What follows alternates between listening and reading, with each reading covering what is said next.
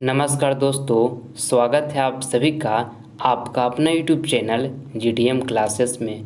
दोस्तों, आज की इस वीडियो में क्लास 10th के लिए बायोलॉजी का 30 काफ़ी महत्वपूर्ण ऑब्जेक्टिव क्वेश्चन लेकर आए हैं, जो आपके फाइनल बोर्ड परीक्षा के लिए ललन टॉप प्रश्न है। ठीक है, ये सभी प्रश्न आपके बोर्ड परीक्षा में 10 बार से भी ज़्यादा बार पूछा गया है, इसलिए इस वीडियो का एक भी प्रश्न स्किप नहीं कीजिएगा।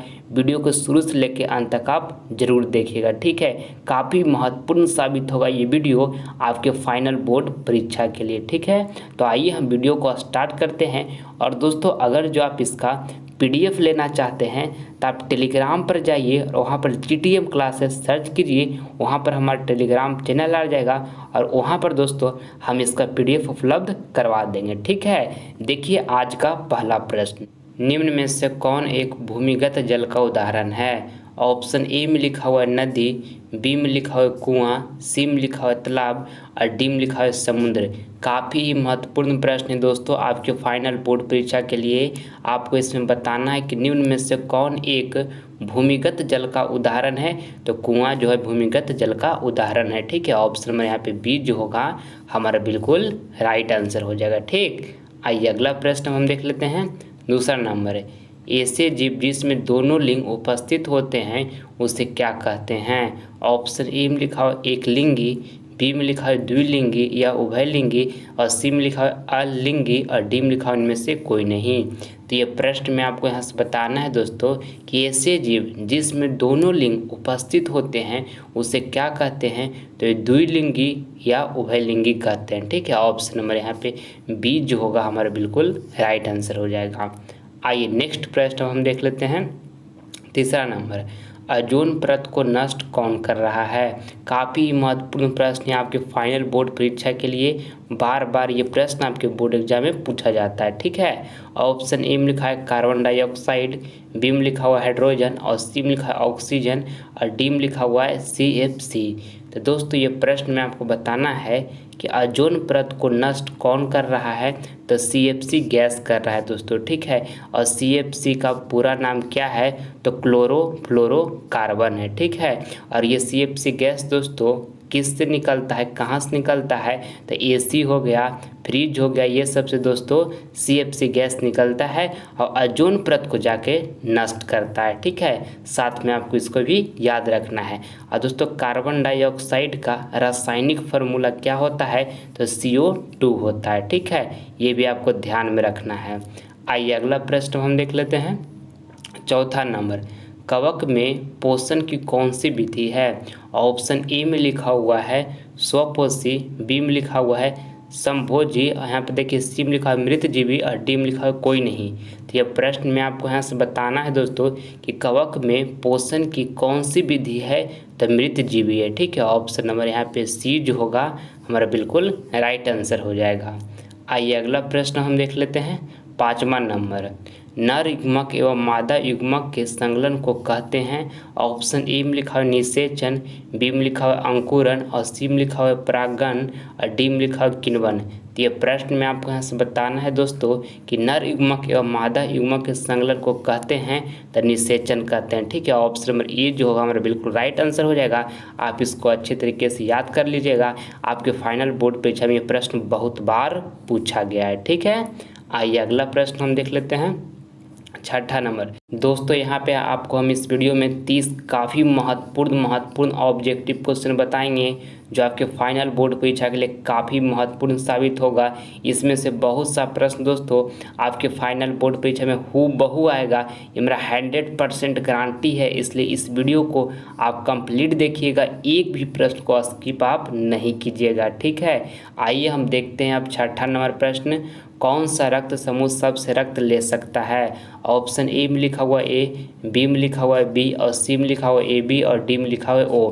तो ये प्रश्न काफ़ी महत्वपूर्ण महत्वपूर्ण है आपके बोर्ड एग्जाम के लिए। आपको बताना है कि कौन सा रक्त समूह सबसे रक्त ले सकता है। तो AB जो है दोस्तों ये सबसे रक्त ले सकता है। ऑप्शन नंबर यहाँ पे C जो होगा हमारा बिल्कुल राइट आंसर हो जाएगा। ठीक है, देखिए ये जो O है दोस्तों ये डोनर है। ठीक है, ये सबको रक्त दे सकता है, ये भी आपको साथ में याद रखना है। अब रक्त समूह दोस्तों कितने प्रकार के होते हैं? तो रक्त समूह 4 प्रकार के होते हैं, ये भी आपको साथ में याद रखना है। कौन कौन? तो A हो गया, B हो गया, AB हो गया और O हो गया। ठीक है, रक्त समूह कितने प्रकार के होते हैं? तो 4 प्रकार के होते हैं, A और फिर B, इसके बाद AB और O। ठीक है, इसको आपको ध्यान में रखना है। आइए अगला प्रश्न हम देख लेते हैं। 7 नंबर, परावैंगनिक किरण से कौन सा रोग होता है? ऑप्शन ए में लिखा हुआ है सर्दी, बी में लिखा है त्वचा कैंसर और सी में लिखा है पेट दर्द और यहाँ डी में लिखा हुआ है सर दर्द। तो ये प्रश्न में आपको यहाँ से बताना है दोस्तों कि परावैंगनिक किरण से कौन सा रोग होता है? तो त्वचा कैंसर होता है। ऑप्शन नंबर यहाँ पर बी जो होगा हमारा बिल्कुल राइट आंसर हो जाएगा। आइए अगला प्रश्न हम देख लेते हैं। 8 नंबर, वायुमंडल में कितना प्रतिशत नाइट्रोजन गैस पाया जाता है? काफ़ी महत्वपूर्ण प्रश्न है आपके फाइनल बोर्ड परीक्षा के लिए। ऑप्शन ए में लिखा है 70%, बी में लिखा है 78%, सी में लिखा है 90% और डी में लिखा है 75%। तो ये प्रश्न में आपको बताना है कि वायुमंडल में कितना प्रतिशत नाइट्रोजन गैस पाया जाता है? तो 78% पाया जाता है दोस्तों।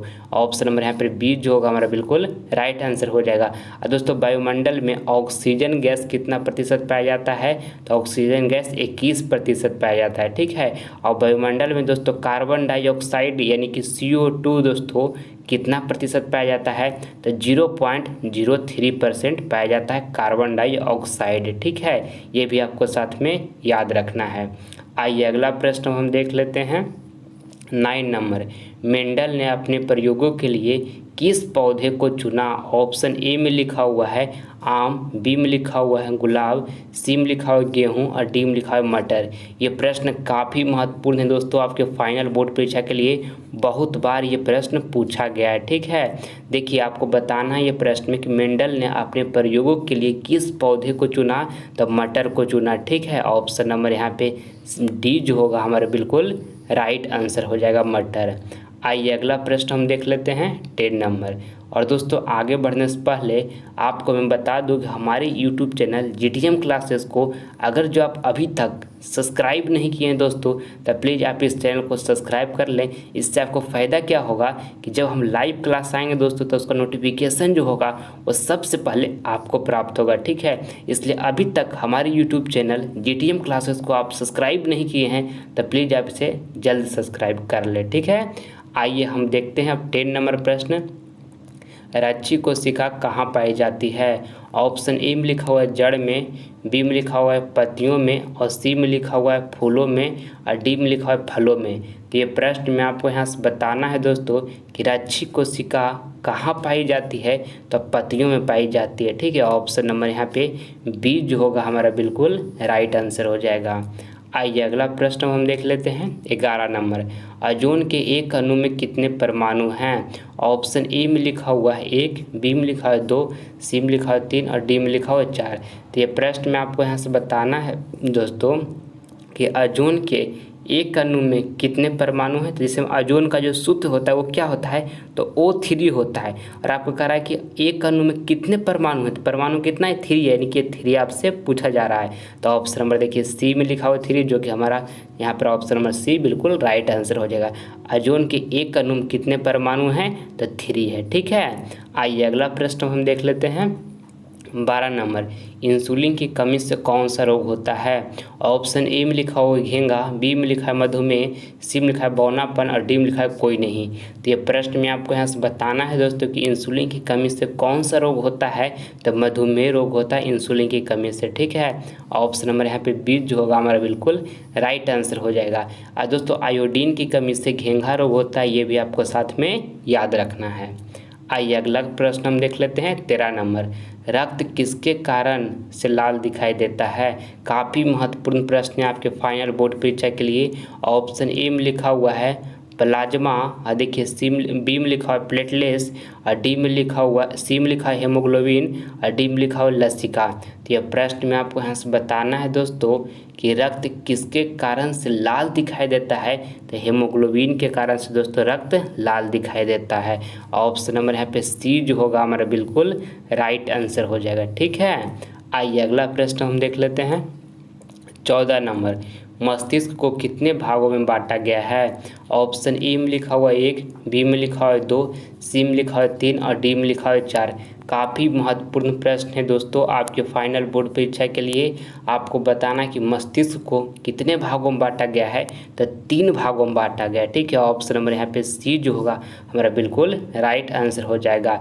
कितने भागों में बांटा गया है? 3 भागों में बांटा गया है। अग्र मस्तिष्क, मध्य मस्तिष्क और पश्च मस्तिष्क। ये भी आपको साथ में याद रखना है दोस्तों कि मस्तिष्क को 3 भागों में बांटा गया है। कौन कौन भागों में बांटा गया है? तो अग्र मस्तिष्क, मध्य मस्तिष्क और पश्च मस्तिष्क। ठीक है, आइए अगला प्रश्न हम देख लेते हैं।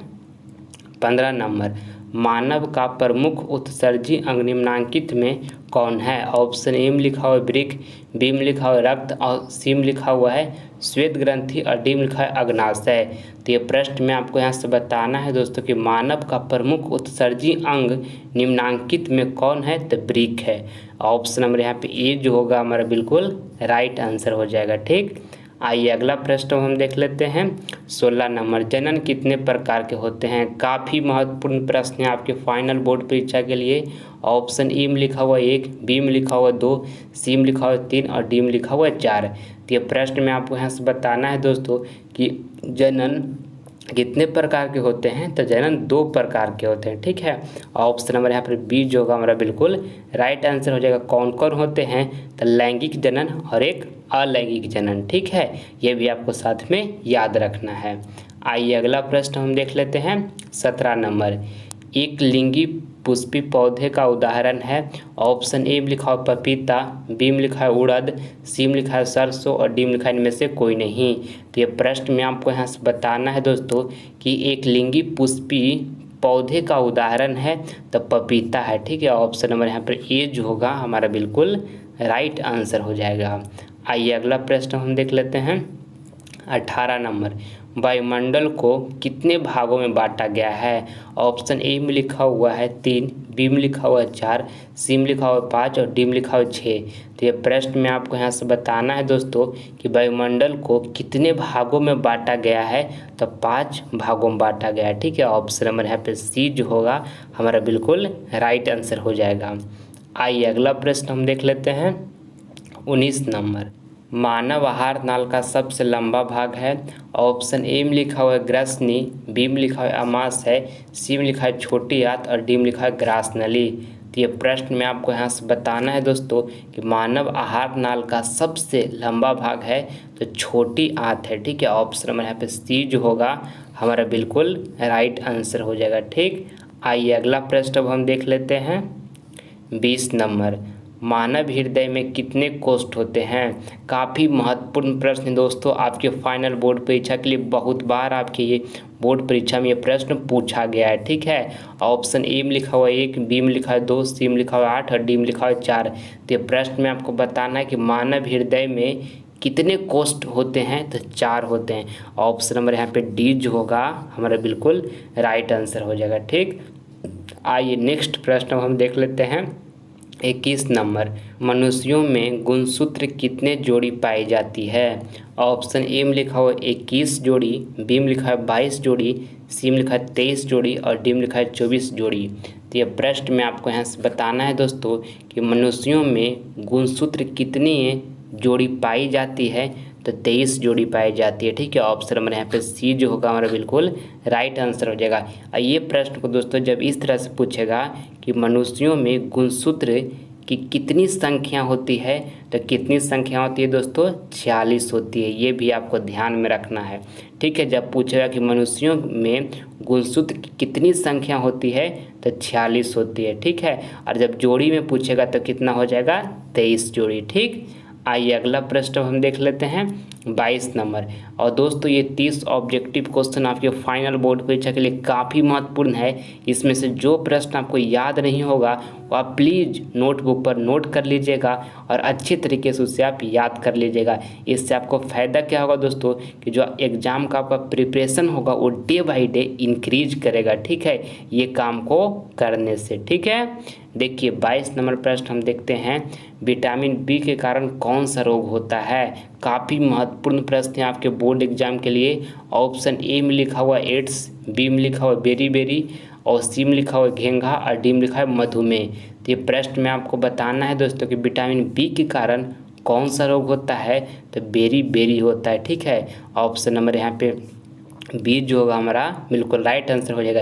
यानी कि जिस इंसान को दोस्तों विटामिन बी का कमी होगा उसको कौन सा रोग होगा, तो बेरी बेरी होगा, ठीक है। और देखिए घेंघा रोग है जो दोस्तों आयोडीन की कमी से घेंघा रोग होता है, और इंसुलिन की कमी से दोस्तों मधुमेह रोग होता है, ठीक। आपको इसको भी साथ में याद रखना है। आइए अगला प्रश्न हम देखते हैं 23 नंबर। आनुवांशिक के पिता किसे कहते हैं। ऑप्शन ए में लिखा है डार्विन को, बी में लिखा है हैरोल्ड को, और सी में लिखा है मेंडल को, और डी में लिखा है न्यूटन को। तो ये प्रश्न में आपको यहाँ से बताना है दोस्तों कि आनुवांशिक के पिता किसे कहते हैं, तो मेंडल को कहते हैं। ऑप्शन नंबर यहाँ पे सी जो होगा हमारा बिल्कुल राइट आंसर हो जाएगा, ठीक। आइए अगला प्रश्न हम देख लेते हैं 24 नंबर। स्त्रियों में अंडाशय की संख्या कितनी होती है। ऑप्शन ए में लिखा हुआ 1, बी में लिखा हुआ 2, सी में लिखा हुआ 3, और डी में लिखा हुआ 4। काफ़ी महत्वपूर्ण प्रश्न है आपके फाइनल बोर्ड परीक्षा के लिए। आपको बताना है कि स्त्रियों में अंडाशय की संख्या कितनी होती है, तो 2 होती है, ठीक है। ऑप्शन नंबर यहाँ पे बी जो होगा हमारा बिल्कुल राइट आंसर हो जाएगा। आइए अगला प्रश्न हम देख लेते हैं 25 नंबर। भोजन का पचना किस प्रकार की अभिक्रिया है। ये प्रश्न आपके फाइनल बोर्ड परीक्षा में बहुत बार पूछ चुका है, और आपके फाइनल बोर्ड परीक्षा 2022 बोर्ड में भी दोस्तों आने का संभावना 100% बनता है ये प्रश्न का, ठीक है। ऑप्शन ए में लिखा हुआ है अपचयन, बी में लिखा है उपचयन, और सी में लिखा हुआ है संयोजन, और डी में लिखा है विस्थापन। तो ये प्रश्न में आपको बताना है कि भोजन का पचना किस प्रकार की अभिक्रिया है, तो उपचयन है। ऑप्शन नंबर यहाँ पे बी जो होगा हमारा बिल्कुल राइट आंसर हो जाएगा। आइए अगला प्रश्न हम देख लेते हैं 26 नंबर। और दोस्तों अगर जो आप हमारे अदर सब्जेक्ट का वीडियो देखना चाहते हैं तो आप डिस्क्रिप्शन में जाइए, वहाँ पे दोस्तों हमारा सारा सब्जेक्ट का प्लेलिस्ट का लिंक मिल जाएगा। उसमें हम जितना भी प्रश्न करवाए हैं दोस्तों आपकी 2022 बोर्ड परीक्षा के लिए काफ़ी महत्वपूर्ण प्रश्न है। एक बार आप उसे ज़रूर देखें दोस्तों, आपके बोर्ड परीक्षा के लिए काफ़ी सारा प्रश्न हेल्पफुल साबित होगा, ठीक है। डिस्क्रिप्शन में उसका लिंक दिया हुआ है। देखिए 26 नंबर प्रश्न हम देखते हैं, पराग कोश में होते हैं। ऑप्शन ए में लिखा हुआ है वायुदल, बी में लिखा हुआ अंडाशय, सी में लिखा हुआ अंडप, और डी में लिखा हुआ परागकण। तो ये प्रश्न में आपको यहाँ से बताना है दोस्तों कि पराग कोश में होते हैं तो परागकण होते हैं, ठीक है। ऑप्शन नंबर यहाँ पे डी जो होगा हमारा बिल्कुल राइट आंसर हो जाएगा। आइए अगला प्रश्न हम देख लेते हैं 27 नंबर। पेड़ पौधों की पत्तियां हरा किसके कारण से होता है। ऑप्शन ए में लिखा है लौह अयस्क, बी में लिखा है क्लोरीन, और सी में लिखा है क्लोरोफिल, और डी में लिखा है मैग्नीशियम। तो ये प्रश्न में आप यहाँ से बताना है दोस्तों कि पेड़ पौधों की पत्तियां हरा किसके कारण से होता है, तो क्लोरोफिल के कारण से होता है। ऑप्शन नंबर यहाँ पे सी जो होगा हमारा बिल्कुल राइट आंसर हो जाएगा। आइए अगला प्रश्न हम देख लेते हैं 28 नंबर। मनुष्य का सबसे करीबी संबंधी कौन है। ऑप्शन ए में लिखा हुआ है पक्षी, बी में लिखा है चिंपैंजी, और सी में लिखा है बिल्ली, और डी में लिखा है मछली। तो ये प्रश्न में आपको यहाँ से बताना है दोस्तों कि मनुष्य का सबसे करीबी संबंधी कौन है, तो चिंपैंजी है। ऑप्शन नंबर यहाँ पर बी जो होगा हमारा बिल्कुल राइट आंसर हो जाएगा, आपको इसको ध्यान में रखना है। आइए अगला प्रश्न हम देख लेते हैं 29 नंबर। ओजोन परत के अपक्षय के लिए मुख्य रूप से कौन जिम्मेदार है। काफ़ी महत्वपूर्ण प्रश्न है आपके बोर्ड एग्जाम के लिए। ऑप्शन ए में लिखा हुआ है CO2 यानी कार्बन डाइऑक्साइड, और बी में लिखा है SO2, और देखिए सी में लिखा हुआ है CFC, और डी में लिखा हुआ है NO2। तो आपको बताना है ये प्रश्न में दोस्तों कि ओजोन परत के अपक्षय के लिए मुख्य रूप से कौन जिम्मेदार है, तो CFC गैस है, ठीक है, यानी कि क्लोरोफ्लोरोकार्बन। ऑप्शन नंबर यहाँ पे सी जो होगा हमारा बिल्कुल बिल्कुल राइट आंसर हो जाएगा। और CFC गैस दोस्तों कहाँ से निकलता है, तो AC हो गया, फ्रिज हो गया, ये सबसे CFC गैस निकलता है और ओजोन परत को जाकर अपक्षय करता है। ठीक है, इसको आपको साथ में याद रखना है। आइए अगला प्रश्न हम देख लेते हैं 30 नंबर। पुष्पी पौधों में लैंगिक चरण किसके द्वारा होता है? काफ़ी महत्वपूर्ण प्रश्न है आपके फाइनल बोर्ड परीक्षा के लिए। ऑप्शन ए में लिखा है पत्तियों द्वारा, बी में लिखा है तना, और सी में लिखा है फूलों द्वारा, और डी में लिखा हुआ है जाइलम द्वारा। तो ये प्रश्न में आपको बताना है दोस्तों कि पुष्पी पौधों में लैंगिक चरण किसके द्वारा होता है, तो फूलों द्वारा होता है। ठीक है, ऑप्शन नंबर यहाँ पे सी जो होगा हमारा बिल्कुल राइट आंसर हो जाएगा। आपको इसको अच्छे तरीके से याद कर लेना है। आइए दोस्तों अगला प्रश्न हम देखते हैं। ये प्रश्न आपको HW में दिया जा रहा है, इसका जवाब जो है आपको कमेंट बॉक्स में देना है। ठीक है, जो ऑप्शन आपको सही लगेगा। देखिए प्रश्न में आपको बताना है कि अमीमा अपना भोजन पकड़ता है। ऑप्शन ए में लिखा है कोशिका सत्ता द्वारा, और बी में लिखा है लाइसोसोम द्वारा, और सी में लिखा है कुटपात द्वारा, और डी में लिखा है कोई नहीं। तो जो ऑप्शन आपको सही लगे दोस्तों उसका जवाब आप हमारे कमेंट बॉक्स में ज़रूर दीजिएगा। आपका कमेंट का हम प्रतीक्षा करेंगे। ठीक है, मैं उम्मीद करता हूं दोस्तों कि वीडियो आपको पसंद आया होगा, तो प्लीज़ आप इस वीडियो को लाइक करें और इस वीडियो को अपने दोस्तों में भी शेयर करें, ताकि इस वीडियो के माध्यम से दोस्तों आपका दोस्त भी कुछ नॉलेज ग्रहण कर सके। ठीक है, और दोस्तों अगर जो आप अभी तक हमारे चैनल पर नए हैं तो आप सब्सक्राइब कर लें, ताकि आने वाला वीडियो जो नोटिफिकेशन होगा वो सबसे पहले आपको प्राप्त होगा। मिलते हैं दोस्तों आपसे अगली वीडियो में, तब तक मन लगाकर पढ़ाई करते रहिएगा, 1 मिनट भी समय को बर्बाद नहीं कीजिएगा। ठीक है, जय हिंद, जय भारत।